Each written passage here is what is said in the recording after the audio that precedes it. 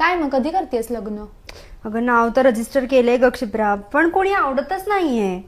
I know, आणि म्हणजे मला अशी 8-10 मुलं बघून नाही करायचंय यार. म्हणजे I need to see some more options. Of course. हे बघ, आत्ताशी आपण 25च वर्षाचे आहोत. तेच. जुळेल आपलं. मुलं बघता बघता आपण 40शीत आलो.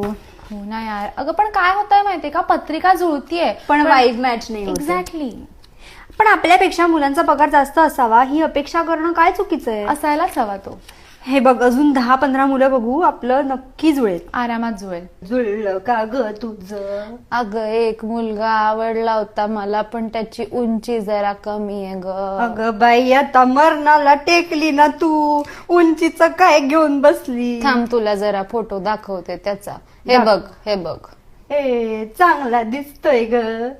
काय कमवतो किती तो? अगं आता रिटायर झाला ग. पण त्याच्याकडे काहीतरी जमीन जुमला असेलच ना. ते काही मला माहित नाही बाई. ते सगळं तू विचारून घे बरं अगं त्याला. पण तू म्हणते की त्याची उंची जरा कमी आहे ना. कमी आहे, कमी आहे. मग मला असं वाटतंय अजून जरा 10 ऑप्शन्स बघते आणि मग ठरवते. अजून सुद्धा आशा आहे बाई मला. हो, जमेल आपलं. माझं जुळेल जुळेल आपलं, जुळेल.